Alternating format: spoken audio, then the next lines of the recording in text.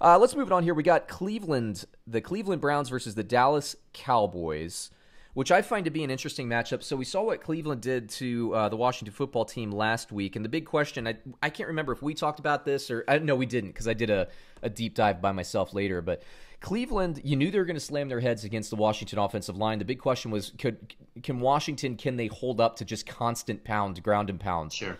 And, ultimately they couldn't. Cleveland's offensive line won the day in that battle, and that's interesting.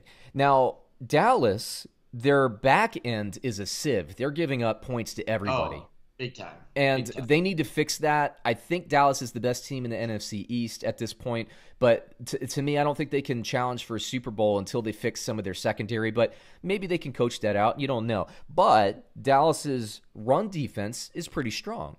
Okay. So I see Cleveland doing the same thing. I think that Odell Beckham's going to get, and Jarvis Landry, they're going to get some over-the-top shots. But Cleveland's going to want to do what Cleveland does, which is run the ball. And I'm curious to see, can that defensive line hold up? And I'm going to say this. I had more faith in Washington holding up than I do against Dallas, because as good as their defensive line is, they don't have a ton of depth with respect to different teams around the NFL. What do you think? Sure. And to your point, you called this. I think I saw the other day that Cleveland or Baker Mayfield is 6-1 or 7-1 when he throws less than 23 times. Yeah. So the bread and butter of that offense is Nick Chubb. Mm-hmm. Yes. And it makes you think, I just want to say this, that if Baker was good and they have such a strong running game and they have these weapons at wide receiver, shouldn't they be putting up 37 points, 42 points? I mean, they're stacked, are they not?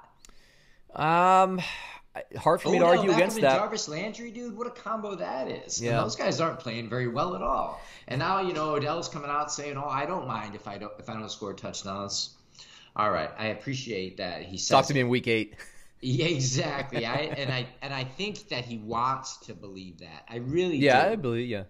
Yeah, I think he'd like that, but obviously, if he had to pick, he'd be scoring 3 touchdowns for 150 yards a game. I guess Absolutely. My point is that if they can manage to run the ball and stick with that and keep Baker from throwing, and I'm talking about Cleveland, then I think they're going to have a lot of success against Dallas, because I don't think Dallas is worth a grain of salt at all.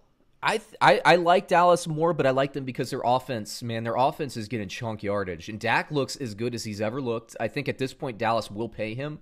I don't think Dak is that great, man. I'm not saying he's great. I'm not saying he's great, but he's playing great. I mean, because he's got composure. I mean, what does he ever do? Well, he's taken a massive step forward early this season, but devil's advocate. Does he ever? I mean, I think I said this last week. We see special all the time, like Aaron Rodgers special, Russell Wilson special. Mahomes, like Brady, just dominating with his decisions. So what do we see from Dak ever? I think he's progressed this year. I think he played well against the Rams, who I think are underrated.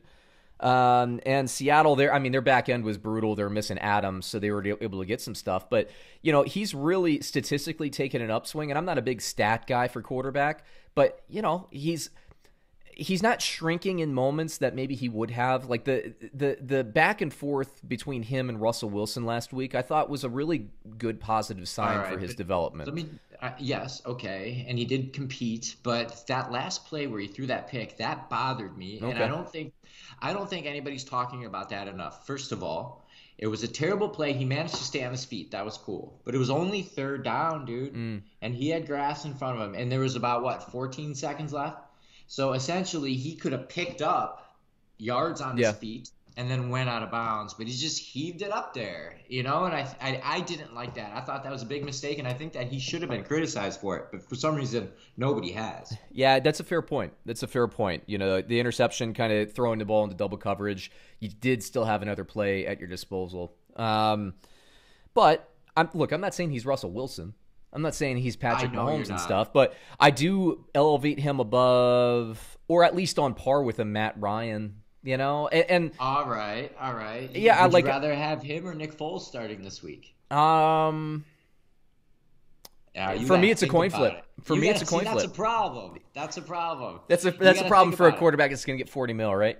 You know what I think is going on? It's just a theory. Is that Dak? First of all, his name is very strong, right? Dak. It's very powerful. Dak. Dak. Okay, it's got a presence to it, but also he composes himself very well. He's an adult, emotionally. He's got a lot of maturity, and I think that's what people gravitate towards, and rightfully so. He always says the right thing. He comes across very well, and he's almost like a rock, so to speak. There's not a lot of chaos when you look at Dak, but also I don't see a lot of special, and I've never seen it one time. Here's the crazy thing. Here's the crazy thing. So, the NFL salary cap's dropping next year because of COVID and all this stuff. It's dropping by a pretty decent margin. And I think the floor has already been there, and it's going to be the floor because the revenues it's going to drop. Meanwhile, Dak, if the Cowboys want to pay him, it's going to probably – I don't know. It's going to be interesting because, if I were Dak's agent, I maybe roll the dice for one more year. Dallas, I don't think, can do anything more than transitional tag on him because financially, the economics of football are going to be against him because of the salary cap dip. So Dak, though, on the open market, who can really pay him and who would pay him? Because there aren't a lot of quarterback vacancies at this point, or everybody's like, let me get Dak for $40 million. So I actually think there used to be more vacancies. The quarterback play has really come about in the past few years. That's why I think this Trevor Lawrence coming out of Clemson, who's the best prospect, everybody says, since Andrew Luck. He's this one-in-a-decade quarterback. Who's going to be there? Do the wheels fall off in Carolina to the point where they get the first overall pick? I think Carolina's going to win too many games.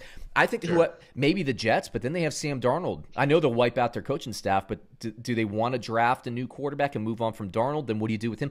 It's going to be interesting. It wouldn't shock me if the number one overall team likes their quarterback, they just have a rookie, and then they'll trade that quarterback for picks. And so you might see a good team. You might see the Patriots for once in their life spend the picks to move up because Cam's only on a 1-year deal. Sure. Going to be very interesting to see who does that. But, Dallas, Dak, are they going to pay him, aren't they? I don't think Dak on the open market wants to take any less than $40 million guarantee for 5 years. This is a $200 million contract. I don't think he deserves it. I wouldn't pay him $40 million. I wouldn't. No way. I don't think he deserves it at all. I think the model is. If he was going to be special, we'd see it by now. This must be year 5 with Dak. It's at least. It's been a while. Look, the formula is clear in the NFL. If you have a Lamar Jackson, if you have a Russell Wilson, if you have a Patrick Mahomes, and I don't even know that I elevate Jackson because he's got to show me more throwing the ball downfield and bringing teams back in the last 5 minutes of the game if you're down by 10 points. But if you have Russell Wilson, you have Patrick Mahomes, you pay them the $40 million, okay? And if the quarterback is wise, they take $35 million so that you can get an offensive line around you so that you can stay on your feet and throw the ball. But Dallas, with these guys, Matt Ryan, Matt Stafford, Dak Prescott, these second-tier guys, you pay them $40 million. I know. You're 10-6, and you're fighting to make the playoffs every year, but you're probably not going to make a run unless you get, lucky with, injuries and schedule and all that. Let me hit you with the line on this one, man. It'll be good. Cleveland, this might surprise you. Bovada has Cleveland plus 5.5 versus the Dallas Cowboys. Who you got? I like Cleveland there. Yeah, it's hard for me to go against Cleveland. It's a lot of points. I think a lot of points. I think Dallas wins a close one here because of their ability to pass, and I want to see. I think Baker Mayfield's going to have to beat Dallas passing, and that could very well happen with Dallas' secondary, their issues right now. But I think Dak outplays Baker. And with respect to the running game, I think Cleveland will have to move away from the running game a little bit more because of the frequency of points that Dallas can put up. So I think it's a mismatch issue. I like Cleveland, actually, as a team in their season. I like what they're doing, but I think they lose a close one. Either way, it's within 5.5 points, so I'll take Cleveland. No problem there. Cool. All right.